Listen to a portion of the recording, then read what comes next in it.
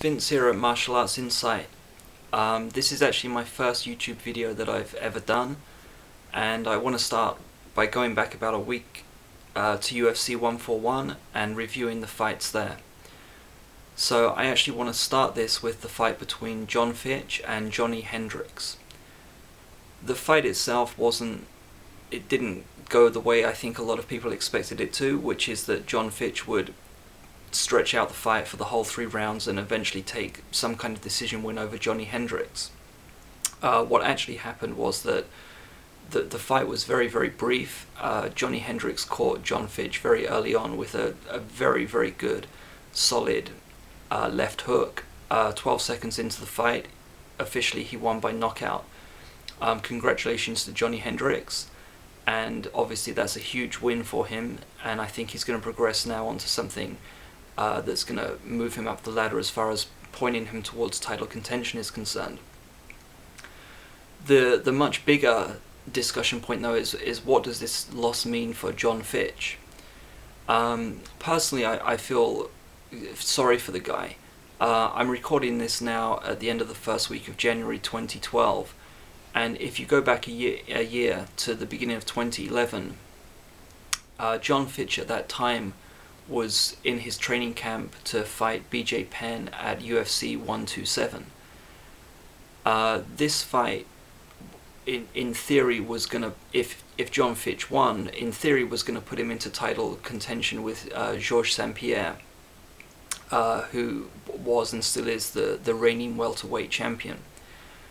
I think a lot of people were expecting pretty much the same performance from Jon Fitch as normal, which is that he would take the fight over 3 rounds and grind out a points win over BJ Penn. You know, you've got the hardcore BJ Penn fans who were going to support BJ Penn no matter what, but I think that generally the consensus of opinion was that BJ Penn has kind of reached the pinnacle of his career, and Jon Fitch is like an up-and-comer who at some point was going to challenge for the title again with GSP. What actually happened at UFC 127 was that Jon Fitch was surprised, I think, in the first round by BJ Penn's wrestling skills, and he fell behind on points. Eventually in the 3rd round he had a very, very busy round in the 3rd round, and he managed to pull back and get a draw, but it didn't look convincing, and I think that of the 2 fighters there, Jon Fitch and BJ Penn, it damaged Jon Fitch much more than it did harm to the career of BJ Penn. So that was UFC 127, and there was no clear commitment as to whether Jon Fitch would progress on to become the #1 contender for GSP. Now, what happened between UFC 127 and 141, where Jon Fitch fought Johny Hendricks, is quite a complicated story. And with Strikeforce being taken over by Zuffa, one of the effects of that was that Nick Diaz returned to the UFC, and he came over as from being the Strikeforce champion to become the #1 contender to fight GSP, and in theory this was going to be a huge fight. What actually happened is that during kind of pre-fight press conferences to promote the show, Nick Diaz twice failed to turn up to fulfill his duties to Zuffa in the UFC, and therefore Dana White understandably cut him from the show. The result of that was that Carlos Condit, who was scheduled to fight BJ Penn at UFC 137, moved into the #1 contender spot to fight GSP, not Jon Fitch.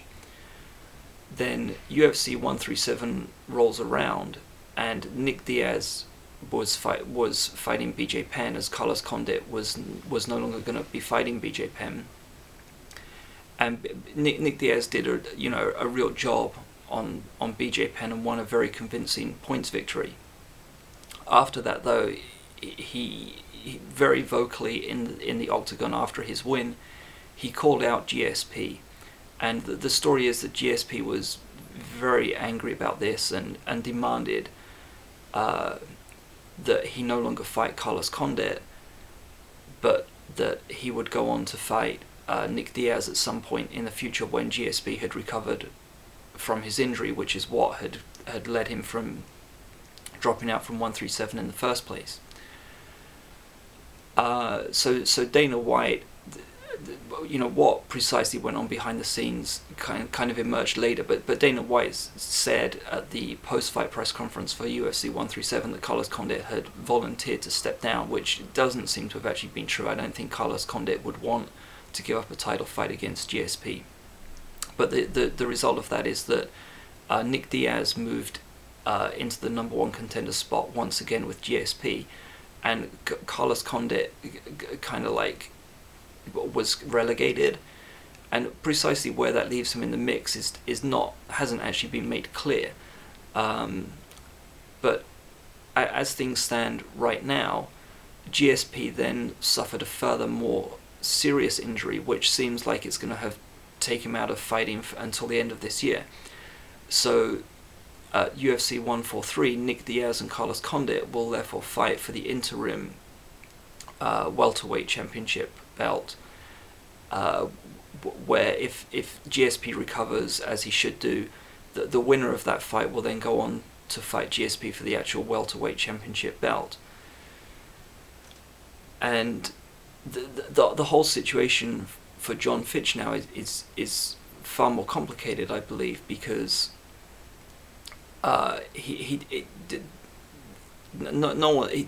just after his win, after his draw with BJ Penn at 127, no one really seemed to believe he was naturally the number one contender for it. He's now got the problem that the winner of Nick Diaz, Carlos Condit, will become the number one contender. But what I also wonder is, if the situation plays out that Nick Diaz beats Carlos Condit and Nick Diaz becomes the number one contender, I kind of wonder what Dana White is also going to do with Carlos Condit, because Carlos Condit has, he's played the game. I mean, he's been a company man through all of this, not happy about it, but he's done, what he's been told to do. And I think my impression of Dana White is that he's the kind of guy who appreciates that kind of thing.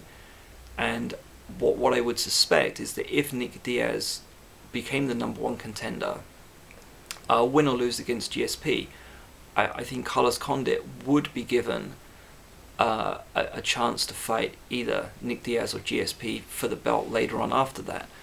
Now, given that we can't expect a title fight between Nick Diaz or Carlos Condit against GSP until the end of 2012, and given that even probably the one who lost between Nick Diaz and Carlos Condit may well be given a chance for a chance for the title to fight in 2013, it puts Jon Fitch way down the ladder now. I think he's in a very difficult position now, and personally I think that he's going to have to put together a lot of wins over the next 2 years, I think, to move back into to become a title contender again. And the other question, of course, is his performance style. Now, personally, I enjoy watching Jon Fitch, and I enjoy watching all the fighters in the UFC, but I think for an average mixed martial arts fan, I can understand why watching Jon Fitch, especially considering that he's potentially could become the number one contender and even the champion of the welterweight division, I think they expect more from him in terms of his performance with regard to actually getting the submission or getting the knockout, and that I think is something that has damaged his career at the same time as well. I just don't get the impression that anyone's particularly bothered if they see him fight for the belt or not. So, in summary, Jon Fitch versus Johny Hendricks, the fight itself, full credit to Johny Hendricks, he came in with a picture-perfect hook, gave Jon Fitch possibly the biggest jar of his life, knocked him clean out. Congratulations to him. Jon Fitch, too bad for the loss. That's only actually his second loss in the UFC.